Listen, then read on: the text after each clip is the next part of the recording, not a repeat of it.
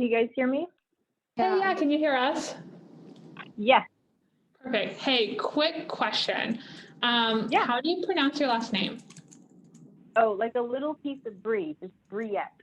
Briette. I love that. Thank you. Yeah. I usually just call Dan B. I avoid it. Yeah.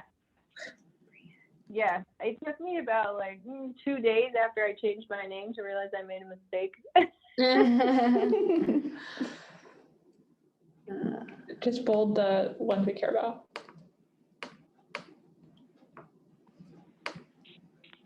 Love that.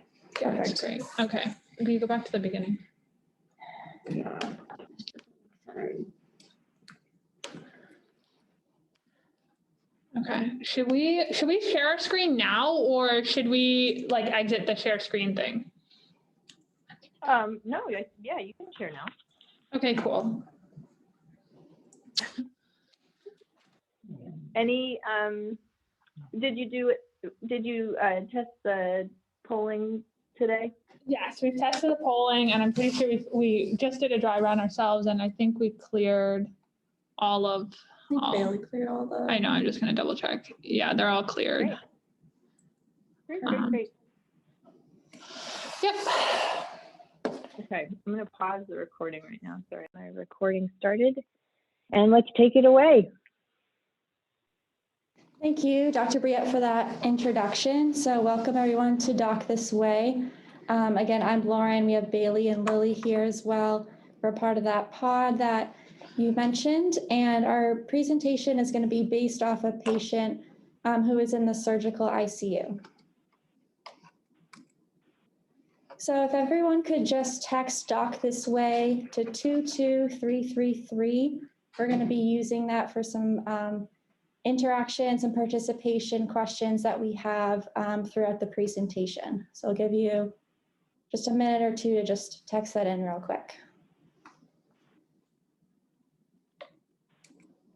All right, so just to start off, these are the main objectives of the presentation today. As you can see below, they're to discuss fever differentials in the ICU, as well as the workup that goes along with that. Also some pitfalls that can come with certain documentation styles, which will be discussed towards the end of the presentation. So we're going to start off the presentation by talking about a patient. So this is AR. He's a 33-year-old male who presented to Maine Med's emergency room as a level 1 trauma. And this was after he crashed his motorcycle while intoxicated into a Jersey barrier. And of note, he was wearing a helmet at the time. And on arrival, his urine was positive for benzos, THC, and his ethanol level was 259. Some past medical history of his, he does have polysubstance abuse with cocaine, as well as IV opioids, alcohol and tobacco use. He has chronic hep C, poor dentition, as well as MRSA. So some social history of note, he was an inconsistent historian in terms of when the last time that he used IV drugs. It would range from 3 months to 3 years. So it wasn't very consistent day to day, but he did report being on Suboxone, which was verified to be last refilled a month prior to when he arrived due to his trauma. He also did report being in and out of jail since the age of 15. Did report having a significant other and no children. He also didn't report any pertinent family, any medical history of any of his family members. Okay, and as you can see here are some of his injuries. That top left image shows some of his degloving injuries, which included his left calf and his thigh region. We have some X-ray imaging here that show some of his other injuries. He had bilateral fractures of his ulnas, metacarpals, his rib fractures, which aren't shown here, obviously, as well as a left trochanter fracture. So now I'm going to start by talking about his hospital course. So he was admitted on September 26th. And on that day, he underwent irrigation and debridement of his wounds. And intraoperatively, he was placed on ceftriaxone and metronidazole. And then on September 27th, he did develop a temperature of 38.8, and this was while he was on acetaminophen.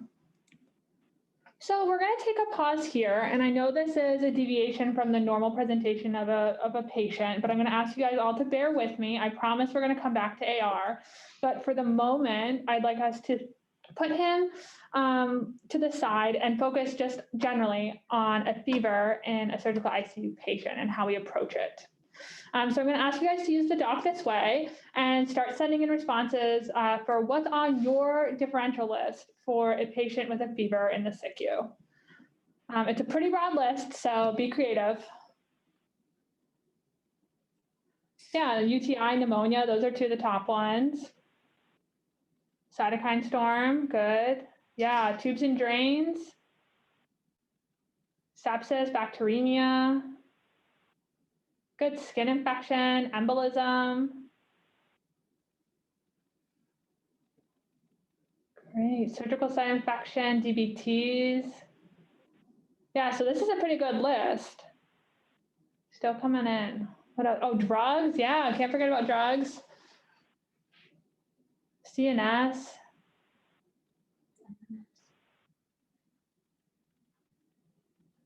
Yeah, neuromuscular. So that was a pretty good list. A lot of the ones you guys wrote, we covered here as well. So this is the list we came up for with a differential for a fever in an ICU patient. We got a lot of these: pneumonia, UTI, bacteremia. Some weren't covered on the last slide, like transfusion reaction or cholecystitis, or maybe it was and I just didn't see it. But looking at those lists, you can see there's a lot of different causes of fever that we need to be cognizant of when we're treating these patients. So given that expansive list, what physical exam findings can we use to narrow it down? The physical exam is one of the best tools for diagnostics that's been around for a long time that providers can utilize. So what can we look for to help figure out what our next steps are? Yeah, sputum, yep, yeah, chest x-ray is the diagnostic, yep, so murmurs, looking at their skin and at their surgical sites, yeah, those are good. Yeah, I'm seeing a lot of, a couple diagnostics in here, like chest x-ray and cultures, but I would like to focus on the physical exam here before we start ordering things.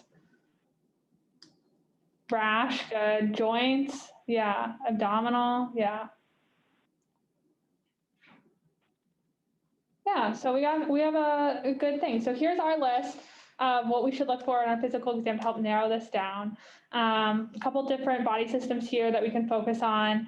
You guys came up with a lot of these things to look for, like abdominal pain. Somebody mentioned sputum. We want to listen to their lungs, look at their joints, look at their skin, look for signs of erythema or infection, listen to their heart. Do they have a tachyarrhythmia? Do they have a new murmur? Check their teeth. Dentition is a really big problem here in Maine, and it's something we always have to look for, even if that's not why they're here. So where do we start? Obviously, we all have a script for the fever in a patient that we start with. We always get a CBC. Most of us will get a urine culture, urinalysis to check for a UTI, chest x-rays, and cultures, because those are the most common causes that we see often for fever. So we want to start looking for those early and ruling them in or out. But let's say that these things come up negative and we're not finding one of our normal culprits for this fever. What do we order then? So I want you guys to think of some next steps in testing for investigating a fever in a patient in the SICU. Let's assume the basics, our normal script is negative. Yeah, what would you guys want to look at based off that differential we went over earlier? Yeah, a lower extremity ultrasound, that's great. Yep, we want to evaluate for DVT. A lumbar puncture, yeah, that's a good one. Looking for some sort of meningitis or encephalitis.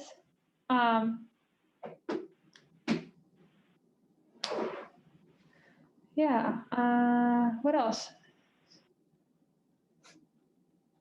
Yeah, ultrasounds, scans,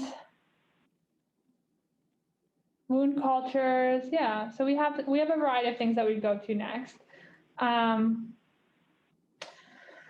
So next steps in testing. Obviously, this is going to depend on what your patient looks like, what their history is, what you found on physical exam. But things to think about when your basic script comes up negative are things like LFTs, looking for cholecystitis, cholangitis. Don't forget lipases or endocrine like TSH and cortisol levels. If your patient has a past medical history of IV drug use or exposure, you might want to think about screening for HIV, TB, or hepatitis to look for some cause of maybe a more unique source of their fever that we don't see in a typical patient. It's also important to review their medications. Let's say that you've ordered all of those things that we've talked about and everything's coming back negative. Sometimes it's not an infection that's the source of their fever or inflammation. It's the drugs that we've put them on. One of the drugs that a lot of the patients in the ICU are on is dexmedetomidine, and it's a clinically significant portion of patients on that drug have a fever because of that medication. So if all of these diagnostics are coming back negative, it might be time to start thinking about trialing different drugs or stopping those and starting new ones to see if that affects their fever. So that basically wraps up how we would work up a fever in an ICU patient. We kind of went through the differentials, we went through what we look for on a physical exam, we went through what we'd want to order for those patients, and we talked about drug review. So now that we have a better understanding of what we would want to do for those fevers, let's move back to AR's case, and I'll have Bailey pick it up from here. Thank you, Lily, for explaining a fever workup in the ICU, and we'll take a look at AR's case now. So as Lauren explained earlier, our patient is now on antibiotics on September 26th, and then on the 27th, he is now with a fever of 38.8 degrees Celsius while on acetaminophen. So let's take a look back at some of his notes and see what they say about this fever, or if they say anything at all. So we see on the 27th, he is in the surgical critical care unit. And this is a busy note, but I want you to look at what the text is in red, saying that he is febrile at 38.8 degrees Celsius. And then taking a look at the left side there under ID, and we don't see an acknowledgement of the temperature here. We see that he is on antibiotics. However, we don't see any possible etiologies of this fever. And let's take a look at the next day and compare that. So now we're looking at the notes from the 28th and the 29th side by side, and specifically taking a look at what I've underlined and bolded in yellow here. We see that he is still febrile on the 28th, and there is no workup detailed under ID. And then again on the 29th, we see his temperature remains elevated at 37.8 degrees Celsius. And keeping in mind he is on acetaminophen, so we do not see a workup listed here. So this was a little difficult when we were going through the case to see what they may have been thinking on rounds. It is likely that they were discussing on rounds the etiology of this fever. And we know that post-op fevers are common. So because of the notations here, we were not sure what to make of this fever or what they were thinking. So now looking at the 30th and the October 1st notes here side by side, I want you to look at the cardiac exam. We saw over the past 3 notes that the patient had a cardiac exam showing mild stable tachycardia without a murmur. And then suddenly in the note on October 1st, we see that a slight hollow systolic murmur was discovered. So I'm going to pass it over to Lauren here and see what she might know was ordered on the 29th that changed the cardiac physical exam. So the thing that was ordered on the 29th that changed this, as Bailey just said, was an echo. So looking more into that, so a TTE was ordered on September 29th, and of note, fever was not listed in the reason for exam. But the reasons listed were hypotension, tachycardia, his history of polysubstance abuse, as well as his high-speed motorcycle accident. And the findings of that echo were a possible vegetation on the aortic valve, and he also had moderate to severe aortic insufficiency. So then of note, the echo isn't mentioned at all in the notes that Bailey just reviewed with us. So that was a lot of information. This isn't a typical case presentation, so we just put together a little bit of a timeline to kind of lay out what has happened so far. So throughout these first 6 days that AR was at Maine Med here, he was admitted on the 26th, as we talked about. The first day of his fever developed the following day on the 27th. On the 28th, he still had a fever with no obvious workup in his documentation. Then on the 29th, the TTE was ordered.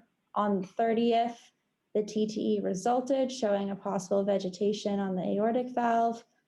On October 1st, a TEE was ordered, which is where the physical exam section of the note changed to indicate a murmur. And then blood cultures were ordered after that TTE resulted. And then the TEE resulted on October 2nd, which confirmed the vegetation. And then of note, he did have a bicuspid aortic valve. So just more of a 10,000-foot view of his hospital course, just to kind of lay out what really happened to him over several months. He was admitted in late September. The very beginning of October, he had his TEE. And then on October 12th, he had extractions in the OR in preparation for his valve replacement on November 5th. And then finally, he was discharged on November 9th. Okay, thank you, Lauren, for wrapping up the case for us. So now we're going to look at some of the things we learned and hope that you learned from this case. So 2 themes that we saw when looking back, first of all, copying forward in notes. This is something that a lot of us use every day when we copy and paste notes from a previous day, and oftentimes it saves us the time and of repeating a lot of the content that remains the same day to day. But we'll look at some of the possible consequences on some of the following slides here. Additionally, anchoring bias may have played a role in this case, as sometimes we depend too heavily on an initial piece of information offered to make judgments later on when decision making. So let's take a look back at those busy notes I showed you before. Looking at the 28th and 29th side by side here, I presented so much of the note to show the similarities between the note in the subjective assessment and plan and physical exam sections. We could see that these notes were copied forward and that a lot of the assessment and plan remained the same, which is the portion, as you know, in which the provider will update what the patient's status is that day and how the plan has progressed or changed. However, under the objective sections, this is what is auto-populated by the computer and changed. So we see the objective part change, but we are not seeing a change in the thought processes along with the objective data. And again, on the 30th and the 1st, just seeing the similarities between the notes as it was copy forwarded 4 times. So some of the consequences of copying forward in this patient, while he did go unharmed at the end of the day and was treated properly for his endocarditis, his fever was still unaddressed for 3 days in the ICU, and we did not see a workup documented or a discussion of possible differentials, as we've stated. We also did not see a urinalysis or urine culture ever ordered. And additionally, antibiotics were started before blood cultures were ordered and drawn. And as we know, there was a murmur that was not noted for 3 days. So altogether, it was difficult to look back through the case and understand why things were ordered at certain times, and the increasingly lengthy and confusing notes that were documented throughout the visit. Because his visit was so long, the continuous copying forward sort of added to the length of the notes and made them harder to sift through. So what have others said about copying forward? There was a case review in 2019 in which a patient verbalized twice inpatient that he would like to change his code status from DNR to full code. And when he left the hospital, he went to 12 subsequent outpatient visits in which the notes all stated he was still DNR when he clearly had changed his status to full code. And all of these 12 notes were clearly copied forward. So these are one of the scarier implications that come with copying forward notes without being very careful to check and make sure that the notes reflect the patient's wishes and the plan of that day. And then Dr. Deborah Nelson in 2011 had a case study about copy forwarding as well. And just to sum up one of her phrases, she says that somewhere in the process of copying forward, we have lost sight of the original purpose of the daily progress note, which is to succinctly communicate our findings, thoughts, and plans. And this is incredibly important as patient handoffs increase. And so we need to make sure our note qualities in the EMRs remain high. And then we took a look at what else has been published on copying forward, and we found a toolkit for the safe use of copy forwarding. And they had 4 recommendations that I put on the slide here. The first was to provide a mechanism to make sure copying forward material is easily identifiable, as well as the chronology of ownership readily available. And so these first 2 recommendations here, we know that MainMed and the Epic system are doing. So we could easily look back through this case and see what was copied forward by whom and when. And then number 3 and 4, ensuring adequate staff training and education regarding the safe use of copy forwarding, and for regularly monitoring and measuring copy forwarding practices. So we weren't quite sure if Maine Medical Center was training staff or monitoring. So we asked around and found out from MMC Clinical Informatics that the medical affairs team is working on a current project to educate staff on the best practices surrounding copy forwarding and documentation accuracy. And in the meantime, while they work on this project, they added that they discourage copy forwarding if accuracy cannot be ensued. And as of right now, they do not have monitoring for copy forwarding, but they're discussing the commencement of a monitoring system. And they also have an optional onboarding session for documentation accuracy. And in that session, they encourage the use of the refresh button in smart links, which many of you may know about and use. And this ensures that the smart links are refreshed prior to note signing. Furthermore, they encourage providers to avoid using vague phrases like today or yesterday and using specific dates and times. For example, this is really important when we are using antibiotics, making sure we say the antibiotic day X of X instead of just the day that the antibiotic is complete, so that the next provider knows exactly what day the patient is on and what day the antibiotic finishes and doesn't have to spend a lot of time sifting through data and making sure that it's correct. And lastly, we found out that the state of Maine, with their licensing renewal testing, actually has a review section on copy and pasting. So it's evident that at the hospital and state level, this is gaining some attention for the importance of making sure we do this accurately and are informed about it to protect our patients. So moving on here into a discussion, I'll have Lily prompt this. Yeah, so this was a very complicated and confusing case, especially as students looking back on it, trying to find the information we used. It was difficult to find and difficult to put together, partly because of the copying forwarding and the notes not being updated each day, orders being done without justification in the notes. It all kind of added together. But throughout this case, we've looked at fevers in a surgical ICU patient. We've looked at documentation styles, and we've looked and learned about copying forward. So for this discussion, I'd like you guys to all answer the question using the Doc This Way about what your experiences have been. This is anonymous, so you can put whatever letter you want. We won't know who submitted it.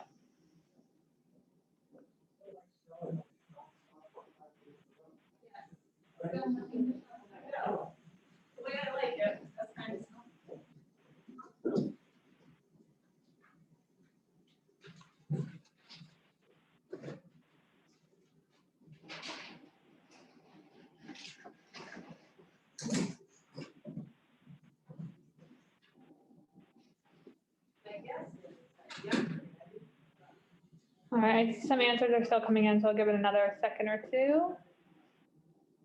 Maybe we're stopped. So looks like the majority of you guys have used copy forwarding and found some missed things probably when you do your note reviews in the morning, but you didn't know of anybody who had a poor outcome. And it looks like some people did have a poor outcome. So it is important to recognize that copying and pasting can lead to these poor outcomes. Thankfully for our patient AR, he did not have a poor outcome, but it could have been if that echo was never ordered by the unknown person who didn't write it in any of their notes. So does anybody who just answered want to share their thoughts on copying forward? It can be about an experience with a patient that you've had or just the topic in general. If you feel like it's a good thing or a bad thing, I'd love to hear everybody's thoughts. You can unmute yourselves and speak if you'd like.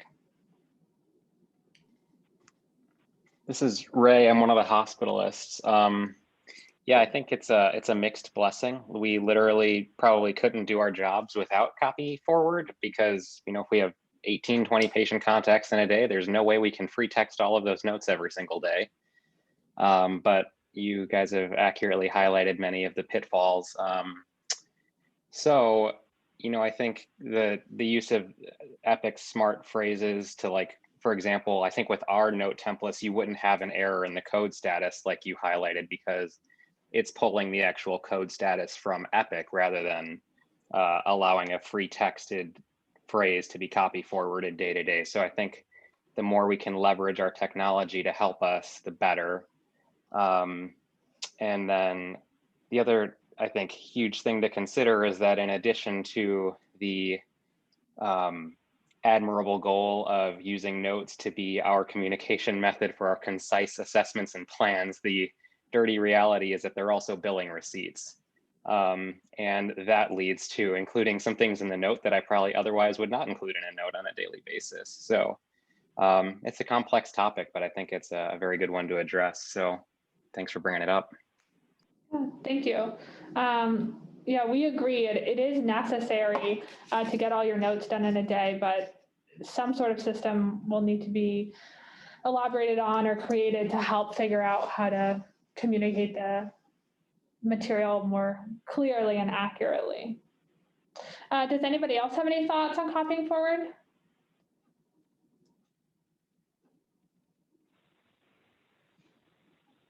Just want to emphasize that sorry, it's Catherine. I just want to emphasize that the EMR is only as good as the person driving it. You know, it's just like any machine. Every car is just as safe as the person behind the wheel. And if you use the copy forward to, discreetly limit the amount of time you go looking for keys on a keyboard, but capitalize on that time saved to then interpret the information in front of you, you're using it correctly. But if you're just using it to get to the end of it, it's not going to work. It's not going to do the thing it's designed to do. Yeah, absolutely.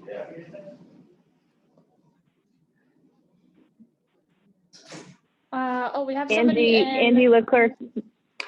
Andy Leclerc also wants to say in the chat, I want to also comment on smart phrases for the assessment and plans. I think they take the thought process out of the assessment and plan. I wonder if students are using them in the assessment and plans. Any students out there using smart phrases for their assessments and plans?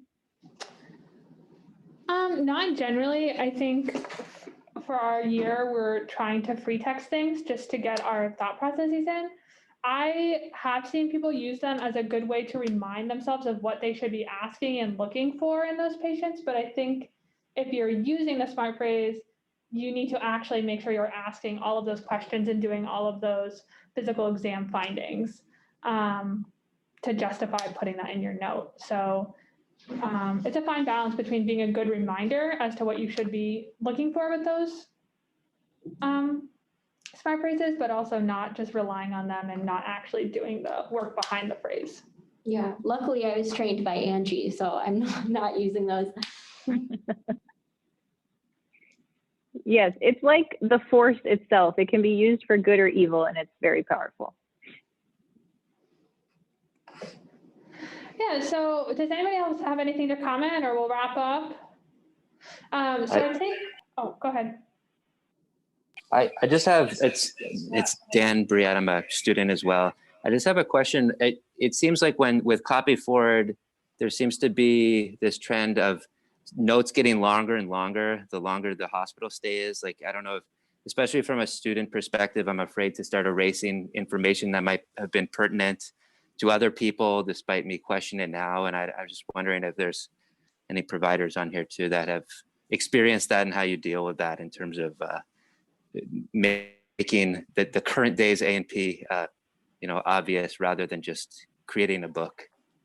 Dan, that's a great point, and one I wanted to bring up. It's something we've talked about here in hospital medicine several times, and in fact, I wanted to give a real-world example of why it was bad. We've been struggling with volume here in the hospitals. Everyone is keenly aware of. We tried to get a patient returned to another hospital, and there was some sticker shock just looking at the patient. This was a patient who actually, by all rights, was convalescing from a number of different problems and looking quite well. But we here in hospital medicine, out of an attempt at being thorough all the time and owing to that fear of erasing somebody else's information, had so much in that note that viscerally our colleagues at another hospital said, this is far too complex for our critical access hospital where we're going to be putting this patient into a swing bed. And it took a long time to walk that back. And so that's a real world downside. The much more common downside is you bury stuff.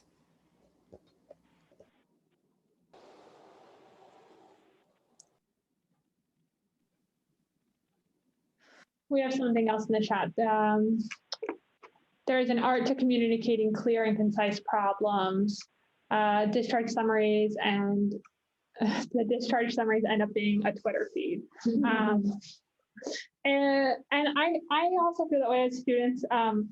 We're learning everything this year on our documentation and what notes are actually looking like. And I agree with Dan. Sometimes it feels like you have to read quite a long way to figure out what's actually pertinent to the patient currently in that day. Yeah, first coming on, I was nervous to delete a lot of content in the problem list. And thankfully, Angie confirmed and reassured me that that was signed yesterday. So it will be there if we need to look back and see what happened prior. But now just focusing on the current day is what's best. There's another note in the chat. Yeah, we have Meredith coming in with problems also need to be resolved when the problem is resolved. Yes, that is a great point. Things can come off of their problem list and be taken off their A&P once they're no longer pertinent to the case, which will make everything cleaner, or could.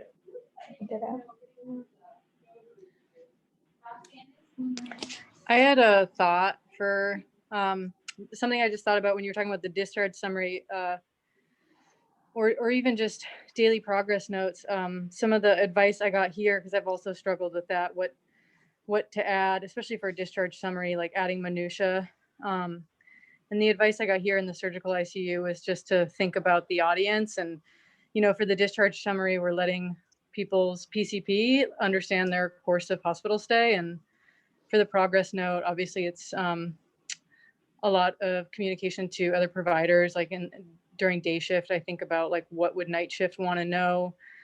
Like, is there any way I can convey, what happened in the plan? And I just thought that was good advice, especially with discharge summary, because they can get obviously quite lengthy.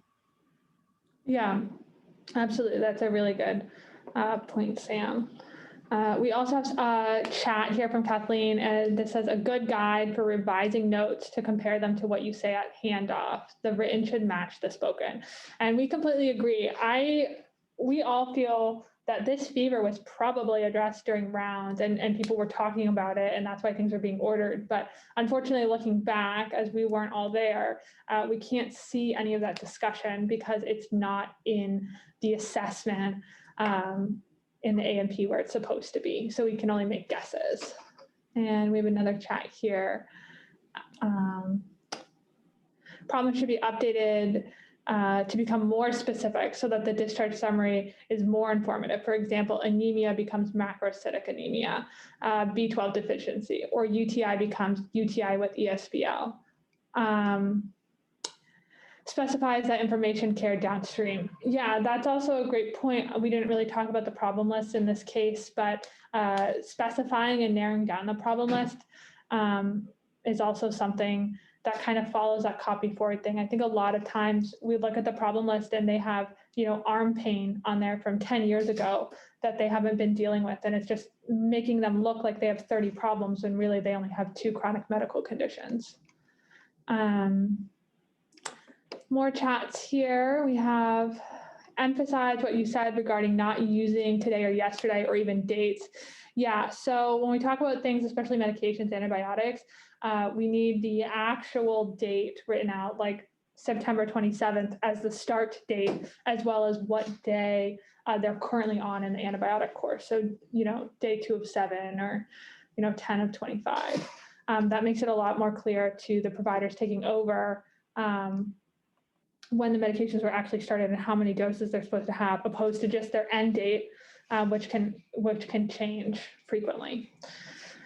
It's actually my understanding that we are not supposed to use day number of, day X of Y, because that can get copy forward and not updated. So you can say for a total of 7 days ending on this date or similar.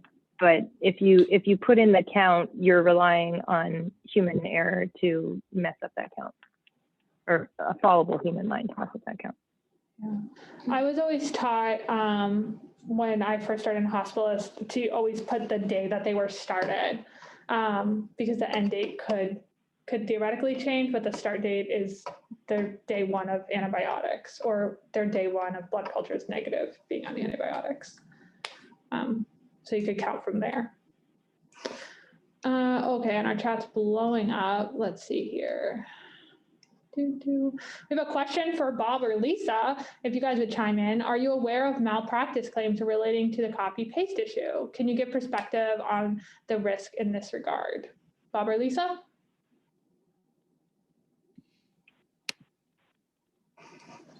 Hey, it's Lisa here.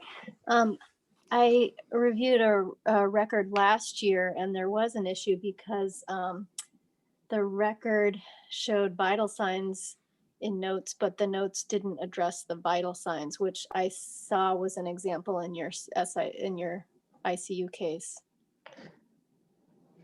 Yeah, that's exactly what happened in our ICU case. And did that lead to a malpractice suit?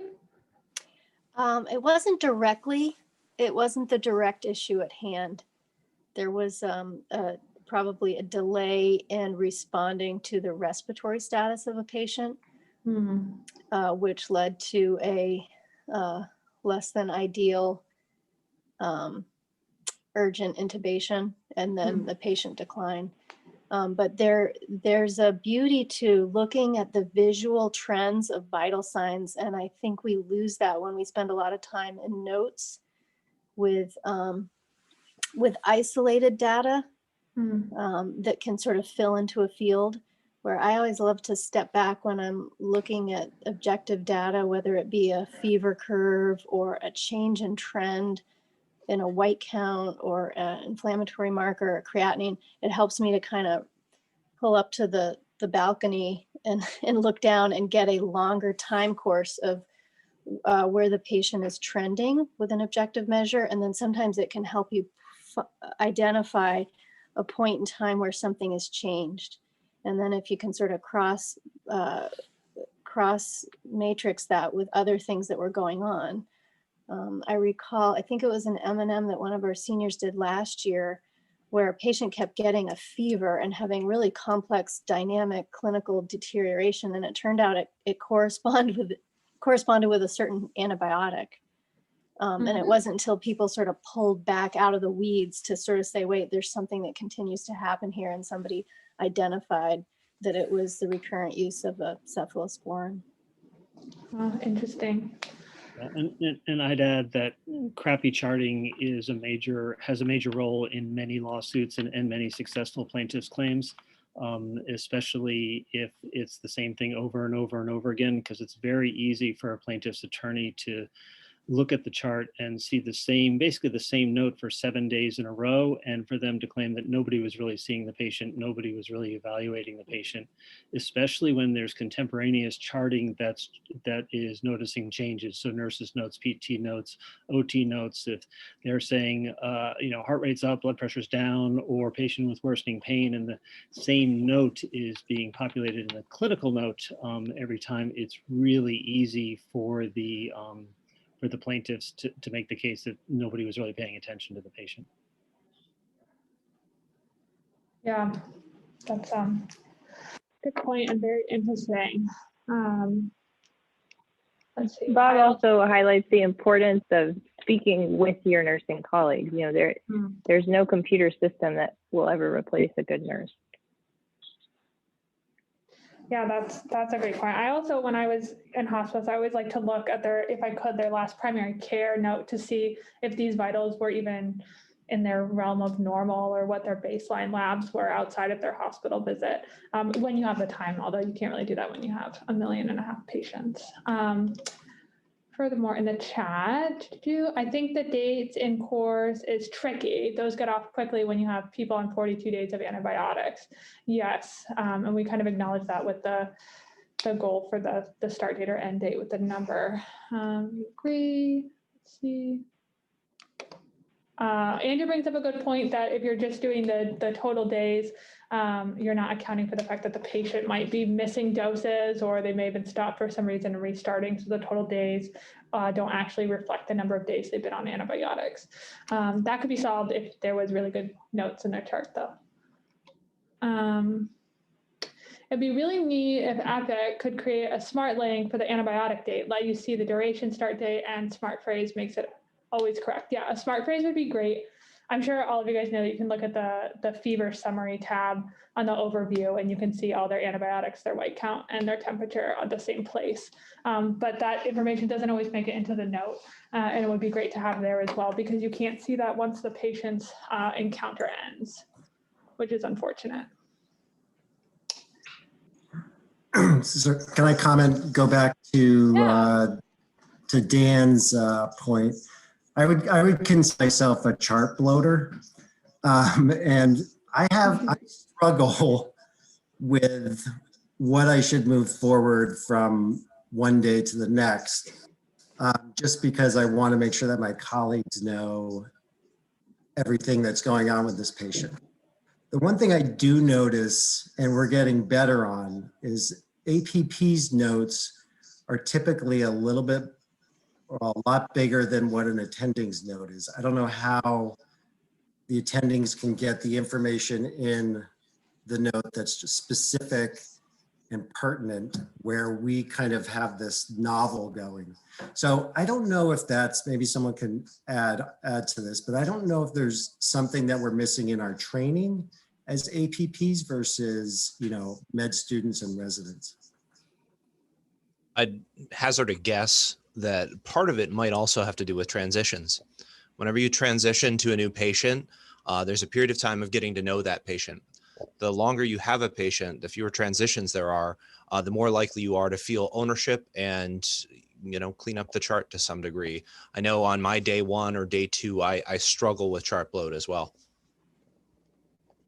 I have one idea about that too. I think the transitions are a huge part of that, and Maine Health has decided to use problem-based charting for good or for bad, and so we are by default copying our previous colleagues' plan forward the next day. So I think that is one solution that I used during residency is using a shared or appended note to do a lot of that communication. So for example, in a shared discharge summary, you can account for more of the day-to-day communication that you want your colleague who's inheriting the patient to know, but not put that in a daily progress note if it's not relevant to that particular day anymore. The pitfall of that is then you've got to clean that stuff out when you go to sign that discharge summary, but maybe there could be some other, sign out method besides a shared discharge summary too, some other document that you share information with that's not the problem list. when I'm cleaning up charts after picking up from someone, if I don't feel secure, totally scuttling some information, I'll just throw it up into the overview. So it's visible, but not necessarily in the note. It's a good idea. I like that. Yeah. Hey, this is Angie. Commenting on, what Mark was just saying. I think a couple of things. I do the same thing that Catherine does and throw it into the overview. I also find that a lot of my new APPs or student APPs see what the residents write in their note and they think that's the right way to do it. And I have to teach them how to be more succinct and clean up their notes and get rid of extraneous objective data in the assessment and plan and really communicate their thought process. So I think modeling and telling them whose note to look at that you want them to model it after is also helpful.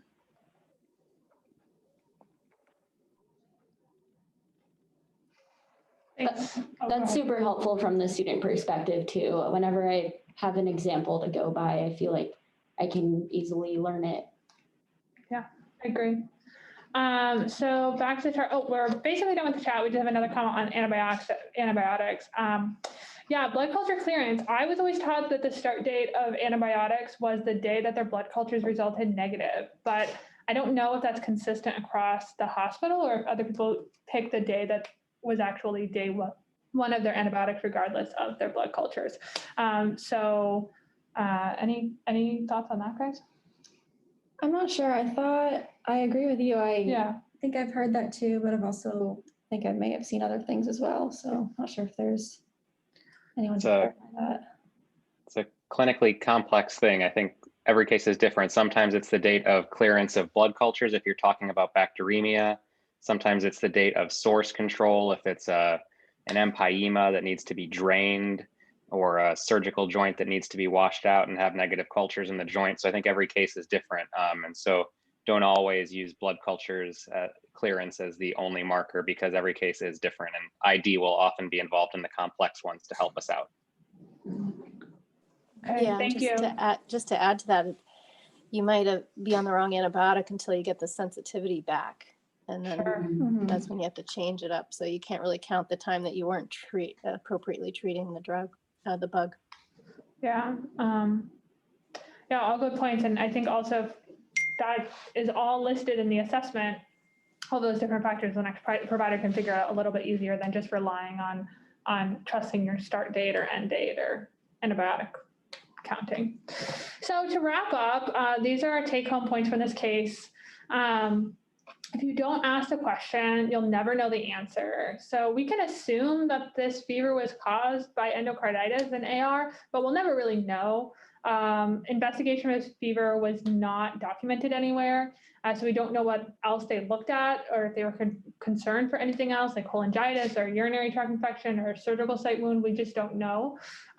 It just happens that he also had endocarditis. Vitals are vitals, so we need to work them up. If we have a fever, even if we think it's just post-op inflammation and not something that needs a full workup, it still needs to be documented that that's what you're thinking about, and that's why you're not concerned, so that somebody looking back can see that it's not something they should worry about either, or see that 3 days go by and it's still there and maybe it is something we should worry about. The wrong formula may lead to the right answer, but you still have bad math. So going back to algebra and your teacher asks you to show your work, you can get the right answer, but if your algorithms to get there are incorrect, you're still doing a bad job. So even though in this case, our patient had good outcomes and his endocarditis was found and he was treated and he's home now living his best life, that could have easily been missed because there was no way to see the work that was done before. And it was by chance that echo was ordered according to the notes. Yeah, so that's our case. And I have one more thing in the chat box. The best thing you can do to prevent malpractice claim is explain your reasoning in your note. Even if you're wrong, you'll be able to show you had a reason. Yeah, exactly. If it's in the note, someone says you thought about it. So we would like to thank Dr. Briette, Angie, and Mark, who are our acute care pod coordinators and leaders. They definitely helped us with this and helped us work through this very confusing case.